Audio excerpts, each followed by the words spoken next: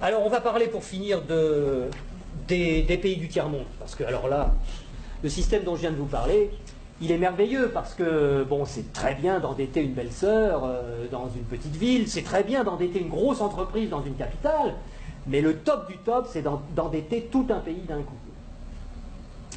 Et là, il y a des spécialistes de ça, il y a le Fonds monétaire international, il y a la Banque mondiale, il y a l'OMC, qui ont des individus, des équipes particulières qui vont dans les pays pauvres, en général où on peut trouver des ressources qui sont utiles aux pays riches, des ressources minières, des ressources géologiques, des ressources énergétiques, du pétrole, etc. Et on dit aux dirigeants de ces pays, est-ce que vous savez que vous êtes assis sur des montagnes de profits? Mais comment vous allez faire pour les tirer du sol, pour les extraire? Vous n'avez pas d'usine, vous n'avez pas de route, vous n'avez pas d'ouvriers, vous n'avez pas de savoir-faire, vous n'avez rien. Et pourtant, Dieu sait que vous pourriez vous enrichir, et enrichir votre population. Ben non, on ne peut rien faire, on n'a rien, on n'a rien. Bon. Ben écoutez, nous, on est le FMI, on est la Banque mondiale, on peut vous prêter des milliards de dollars. Et avec vos milliards de dollars qu'on va vous prêter, vous allez pouvoir exploiter vos ressources et nous rembourser haut la main sans problème. Mais il y a une petite clause dans le contrat de prêt, et de toute façon vous ne pouvez pas y couper, c'est que vous allez avoir besoin de routes, vous allez avoir besoin d'un port pour que les pétroliers puissent aborder, vous allez avoir besoin d'un pipeline pour aller des puits de pétrole au port, vous allez avoir besoin de soldats pour protéger le pipeline des terroristes, donc on amènera aussi quelques soldats, et vous allez avoir besoin de beaucoup d'argent pour financer tout ça. Et à qui vous allez acheter tout ça? Où sont vos entreprises? Mais on vous a dit, on n'a pas d'entreprise. Ah bon? Ben écoutez, c'est pas grave, nous on en a. En Occident, beaucoup, on en a plein. On a Halliburton qui fabrique des usines, on a Areva qui a besoin d'uranium, on a Bouygues qui fabrique des autoroutes, des ports, tout ce que vous voulez, on va vous faire ça aux petits oignons, pas de problème. Et c'est comme ça que ça marche. On vous prête 15 milliards, sous réserve que vous fassiez travailler nos entreprises, et de toute façon, vous ne pouvez pas faire autrement. Donc, regardez bien ce que ça fait au point de vue monétaire. Il y a 15 milliards qui sont créés ex nihilo par le Fonds monétaire international et la Banque mondiale. Le Fonds monétaire international, c'est un organisme qui récupère quelques dépôts de la plupart des pays de la planète, qui servent de garantie pour faire des crédits, des prêts aux pays sous-développés.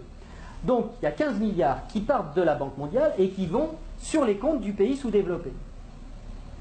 Et aussitôt, ces 15 milliards-là qui sont dans le pays pauvre, ils retournent dans le pays riche pour aller payer des entreprises occidentales qui vont dans le pays pauvre faire du boulot, construire des trucs.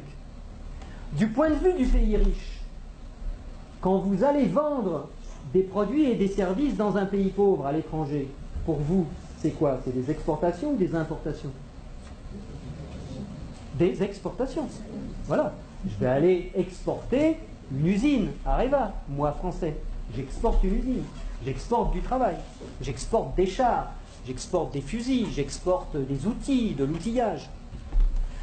Donc, ce qui est génial, c'est que les 15 milliards qui sont partis des pays occidentaux, qui sont allés dans le pays pauvre, il y a des services qui sont exportés par les pays occidentaux envers les pays pauvres, et l'argent, qu'est-ce qu'il fait?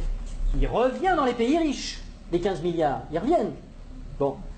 Et donc les 15 milliards, c'est comme si on avait eu une belle-sœur qui avait emprunté 15 milliards et qui nous les distribue, puisque les ouvriers des entreprises des pays occidentaux, les actionnaires des entreprises des pays occidentaux, ils vont avoir plus d'argent grâce à ces 15 milliards qui reviennent.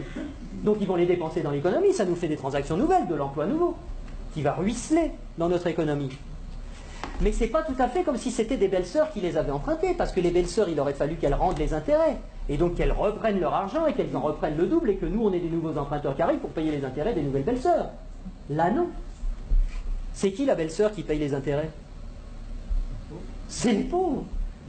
C'est les pays sous-développés.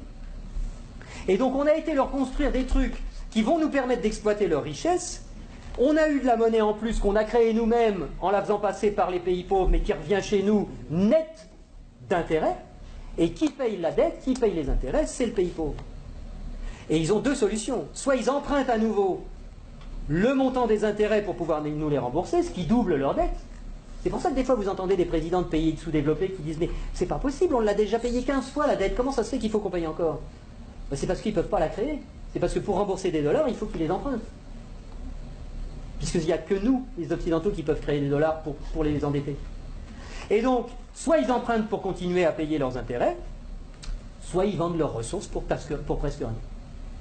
Ce qui nous permet à nous d'avoir le niveau de vie qu'on a, et d'avoir les ressources des pays sous-développés, qu'on a bien choisis parce qu'ils étaient riches en ressources dont on a besoin, et d'avoir le niveau de vie qu'on a, et d'avoir de l'essence pas chère, et d'avoir des iPhones pas chers, etc. C'est grâce à ça.